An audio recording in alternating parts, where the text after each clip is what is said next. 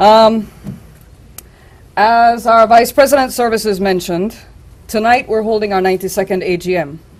But do we ever take the time to really think about what that number means? Our organization, the Belize Chamber of Commerce and Industry, is 92 years old. We're 8 years away from celebrating our centennial.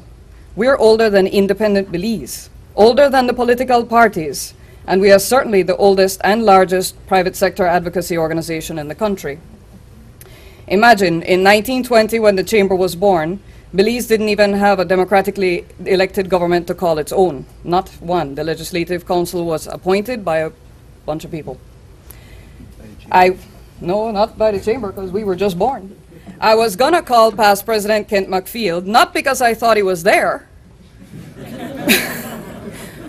but because I thought, since he's an amateur historian, he could tell me that what was happening in 1920 besides the birth of the Chamber. But apologies, Kent, I never did get to call you, but it's so good to see you here tonight. We'll put that in the next report, thanks. Over the 92 years, like any other organization that achieves such longevity, we've evolved with the times and with stringent regard for the needs of the private sector that we serve. The BCCI began as a commerce-oriented organization and in more recent times added industry to its name and focus, and then turned its attention to services as the one sector left to make our representation all-inclusive. Everything we do as business people involves production, distribution, service provision, or some mix thereof, meaning that the Chamber gives you the fullest possible representation. You may note that even the councillor nominees tonight represent a mix of all three sectors, with the aim, of course, that there be a thorough mix of representation on the next Executive Council. That part, of course, is up to all of you tonight. I say all that to say that we truly, over 92 years, have evolved into being the voice of the private sector. Our mission statement now reads, as the voice of the business community, we are the country's leading advocate for private enterprise, promoting economic vitality and quality of life in Belize. Today, through its mix of members, from all sectors and all parts of the country, including other organizations that see the value of what we do, the Chamber represents in excess of 900 employers. You, as members, trust us to speak on your behalf, and with your support, we do so, and we are heard. We're not always agreed with, but we are heard. Our CCC philosophy to connect, capacitate, and champion means that today's Chamber doesn't just focus on advocacy either, but rather has grown to include networking and training in its repertoire of business strengthening tools.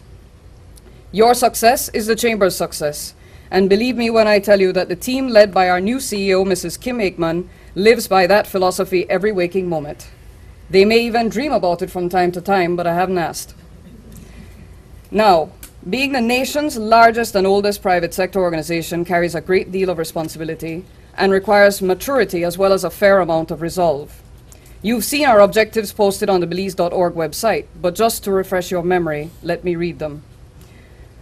1, to foster the economic growth and social well-being of the nation through the free enterprise system. We do say it there, Dr. Rand, so we're with you on that. The free enterprise system at all levels, by promoting and protecting both nationally and internationally, commerce and all sectors of industry, which includes agribusiness, tourism and manufacturing, the professions and the trades. What this particular objective requires from us is that we in the private sector speak up on our own behalf and convey our views of the best course of action for the wider objectives of economic development. If we don't do it, who will?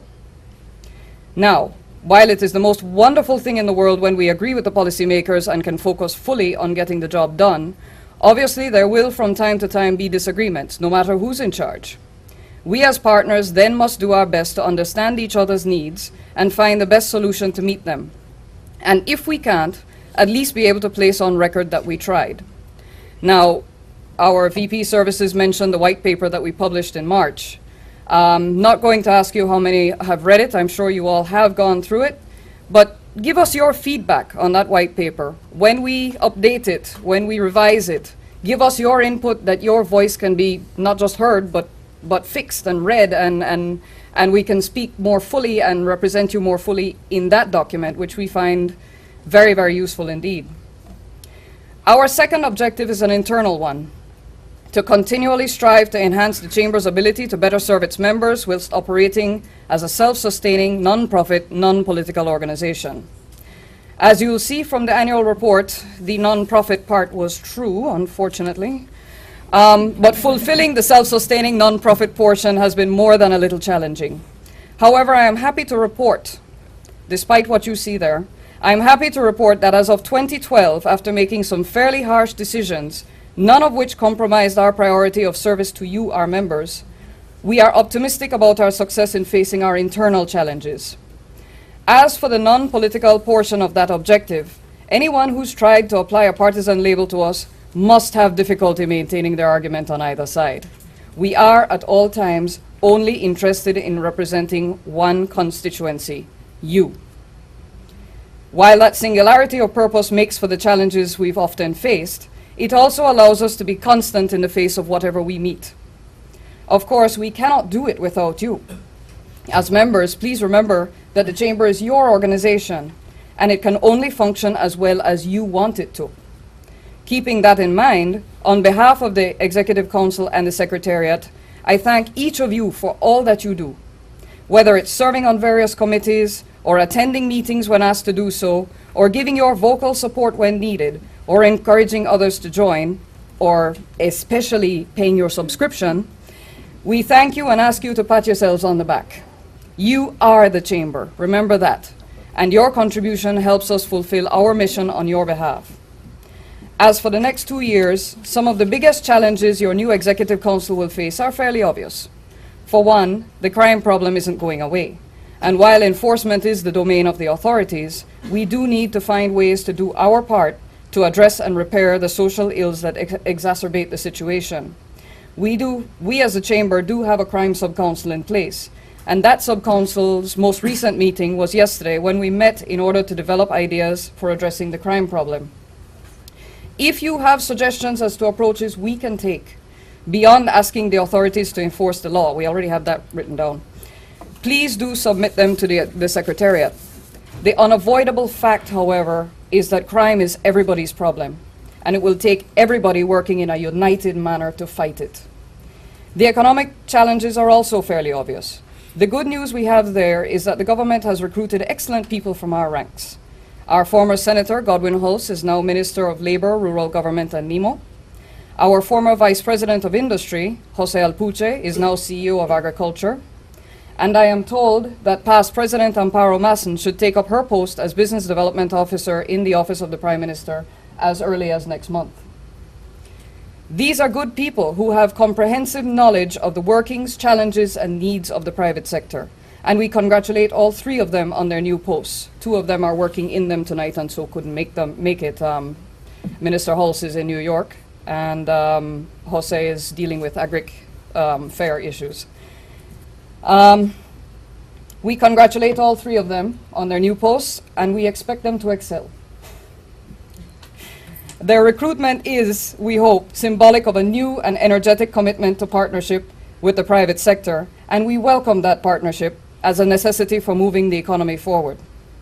I'll wrap this all up by thanking you for the confidence you've shown in our Executive Council through the challenging times we faced together, and asking you to continue that confidence as we begin our 93rd year. I personally would like to thank all the members of the 2010-2012 Executive Council for their hard work and unswerving commitment to the private sector. And as I go to thank the members of the Secretariat, I'd like them all to step forward so that you can see them. Members of the Secretariat, rise and be seen, please.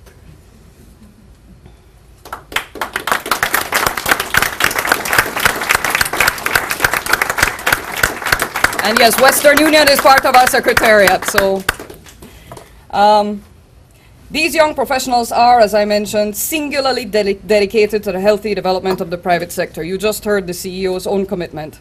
And they have made great sacrifices in their dedication to this organization. I applaud them and I thank them every day for what they do. Our gratitude, Ms. Kim. Tonight, you will elect 5 councillors to serve on the 2012-2014 Executive Council. And while I do warn those on the nomination slate that the work will be hard, I can also assure them that meeting the challenges we face makes it all worthwhile. Let us commit to facing those challenges on behalf of the private sector in the quest to improve not just our economy, but the quality of life for all Belizeans. That is ultimately the impact that the private sector's positive performance can and should have. Thank you again, and let's continue to work together to make and keep the Chamber the organization we need it to be. Thank you.